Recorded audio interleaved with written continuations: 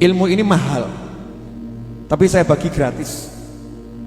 Saya bagi gratis. Judulnya apa? Sulit itu tidak sulit. Sulit itu tidak sulit. Sulit itu sulit enggak? Enggak sulit.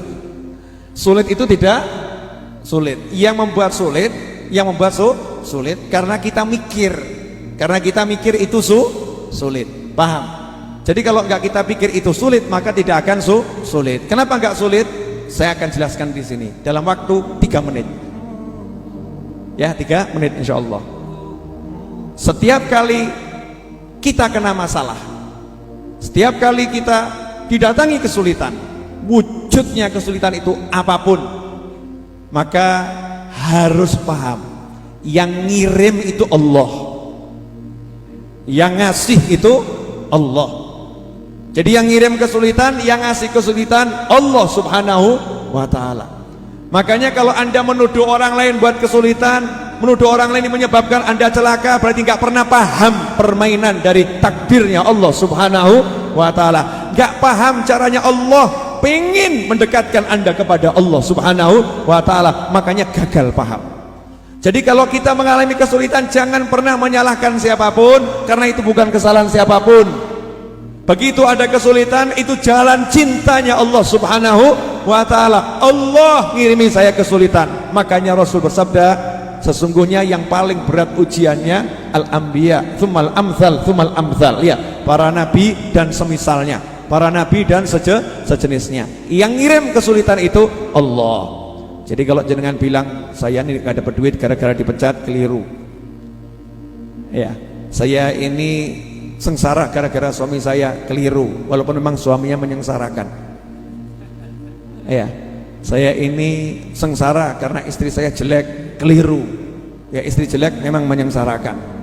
Kalau orang itu suka lihat istri orang lain yang cantik, kalau nggak pernah lihat yang cantik, yang jelek tetap cantik. Jelek itu kelihatan jelek karena dibandingkan dengan yang lebih cantik. Bandingkan yang jelek dengan yang lebih jelek, maka kelihatan cantik. Sebelum kamu jelekkan orang lain, silahkan kamu bercermin, lihat dirimu sendiri, jelek atau ganteng.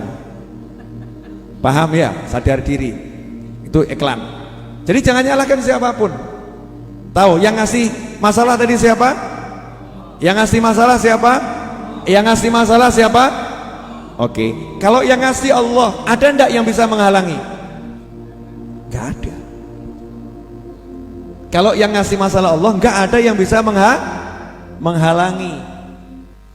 Pertanyaan kedua, kalau begitu ada ndak yang bisa ngasih kamu masalah?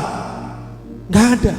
Nggak ada satu makhluk, satu orang pun bisa kasih kamu masalah. Makanya nggak usah takut dengan orang yang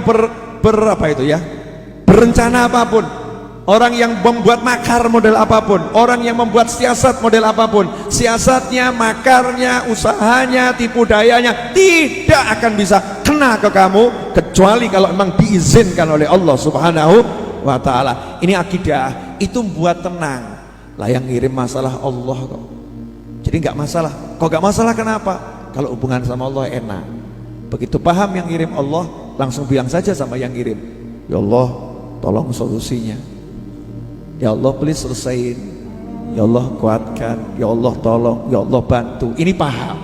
Jangan begitu kena masalah kesulitan langsung mikir simpenan duit, langsung mikir teori, langsung mikir strategi, langsung mikir cara-cara, mikir makhluk yang dipikir, gak mikirkan kholiknya, yaitu penciptanya Allah subhanahu wa ta'ala. Nah, sadar dulu Allah yang ngirim, terus minta tolong sama Allah, baru ngatur strategi, baru berobat ke dokter, baru berupaya dengan apa yang bisa diupayakan. Tapi Allah dulu yang dituju. Itu nomor satu. Nomor dua, menariknya, Allah yang ngirim masalah, Allah yang ngirim masalah, dan hanya Allah yang bisa menyelesaikan.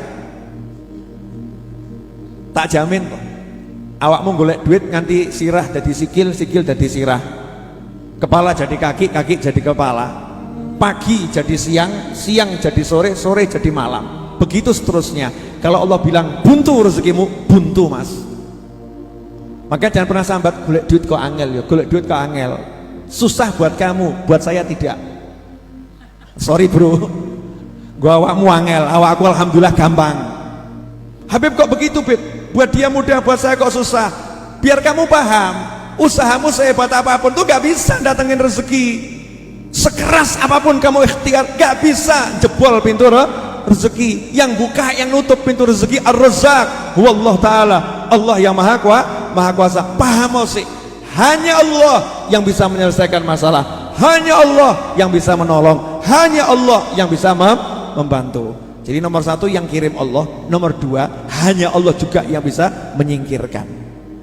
Uniknya, menariknya, nah Allah itu udah ngasih tahu kalau ada masalah sebetulnya itu hadiah. Oh, masalah kok hadiah? Bu, ibu ngantuk, teler kelas berat, jam 1 malam digugah bojo, diugrak-ugrak, tangi bu, masalah atau berkah? Wah, bingung.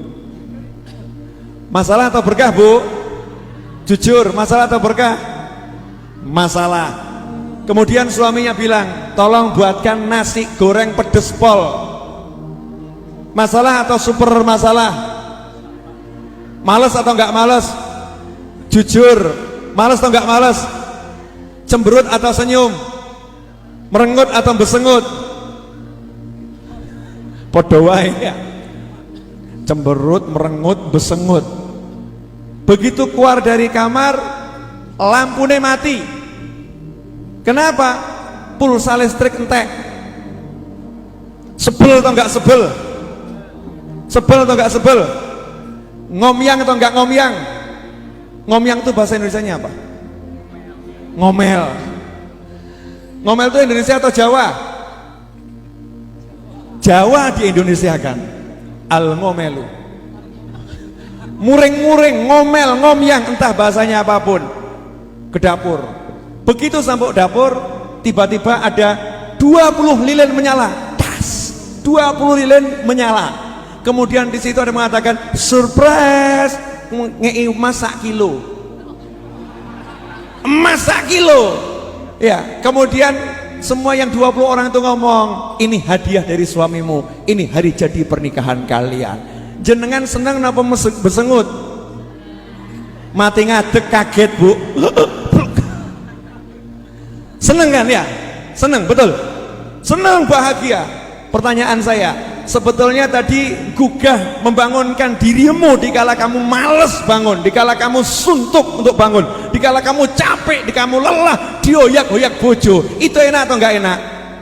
Enggak enak, betul. Lampu mati keluar untuk masak, enak atau enggak enak?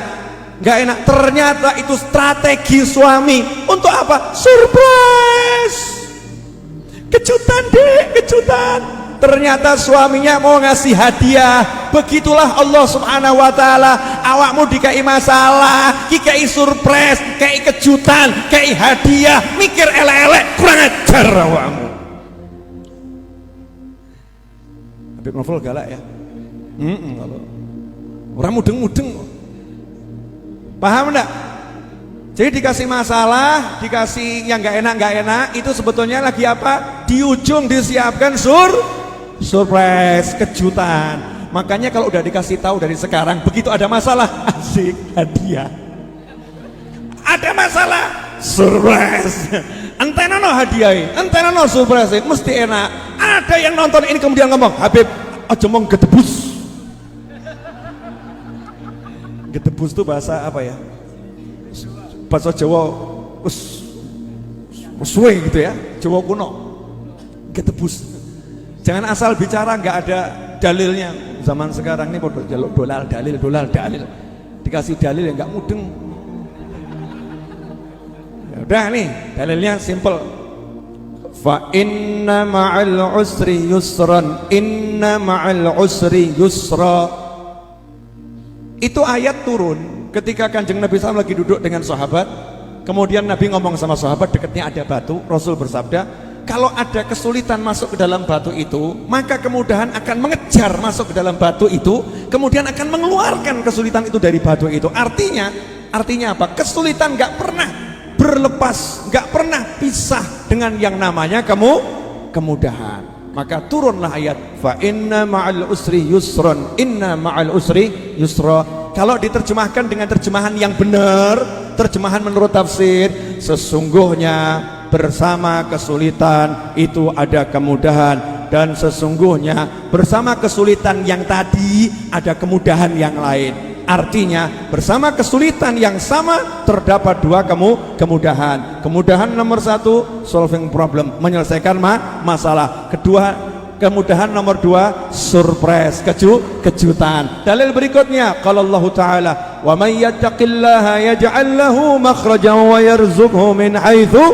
la yahtasib. Barang siapa bertakwa kepada Allah, pengajian, maulid, solawatan, zikir, istighfar, ziarah kubur, birrul walidain, silaturahim, cari nafkah untuk pasangan, cari nafkah untuk anak, cari nafkah untuk orang tua, murah, senyum, sedekah, berderma dan lain sebagainya. Wa may yattaqillaha yaj'al lahu, maka dia Allah, bukan Habib Muhammad, bukan Habib Novel, bukan Habib Muhammad Syarif, bukan Gusmus, bukan Syekh fulan, bukan Ustadz fulan, bukan Kiai fulan, bukan Gubernur fulan, bukan Presiden fulan, bukan pejabat fulan, bukan Jenderal fulan, bukan. Yaj'allahu Allah, Allah yang menjadikan untuknya. Sorry bro, Allah yang turun tangan. Yang turun tangan Allah, Allah yaj'allahu makhraja, Allah menjadikan untuknya, Allah menjadikan untuknya. Iling-ilingin nih loh, Allah menjadikan untuknya, Allah menjadikan untuknya. Apa yang Allah buat untuknya? Makhraja, mumet seperti apapun, masalah seperti apapun, ruwet seperti apapun, Allah yang berikan jalan keluar. Pertanyaan saya, kalau Allah yang berikan jalan keluar, ada yang bisa menghalangi? Kalau Allah yang berikan jalan keluar, ada yang bisa nutup? Kalau Allah yang berikan jalan keluar, selesai nggak masalahnya? Selesai. Yaj'allahu makhraja wa yarzuqhu min haitsu la yahtasib. Selanjutnya setelah dikasih solusi sama Allah, dikasih jalan keluar sama Allah, wa yarzuqhu, Allah kasih dia rezeki yang sifatnya surprise, kejutan. Kenapa dikatakan rezeki kejutan? Ini terjemahan murni terjemahan ala Habib Novel. Allah memberikan rezeki berupa kejutan. Kenapa kejutan? Karena nggak pernah bisa dipikir, dikira-kira nggak bisa, datang dari arah yang nggak jelas, arahnya dari mana nggak ngerti, ujuk-ujuk wono, kan namanya surprise, kejutan. Rezeki berupa kejutan dan Allah yang ngatur, penak anteng meneng rezeki teko. Wah, masya Allah, nikmat. Paham nggak? Baru 1 menit. Jelas? Apa yang jelas? Oh, surprise-nya tok ini. Surprise. Jadi kalau ada masalah atau hadiah. Jadi kalau Anda terlilit hutang nggak bisa bayar, besok mau ditagih, mau dihajar, masalah atau hadiah? Kalau istri Anda marah-marah menuntut minta cerai, masalah atau hadiah? Kalau anak Anda teriak-teriak kemudian tidak mau sekolah, masalah atau hadiah? Kalau tiba-tiba Anda pas gak pakai helm ketemu polisi ditilang, masalah atau hadiah? Jawabnya paling gak jelas Gus. Enggak. Masalah atau hadiah? Jawabannya sederhana, itu bukan masalah, itu hadiah. Tapi hadiahnya sama Allah dibungkus dengan masalah. Bungkusnya masalah, dalamnya hadiah. Makanya kamu jangan lihat bungkusnya. Kadang yang namanya kekasih menyembunyikan intar berlian di balik yang namanya kertas koran, dibungkus kertas koran, ternyata dalamnya intan dan berlian. Ketika kekasih terima, apa iki? Kamu cuman kasih aku kotoran di kertas yang kotor, ya.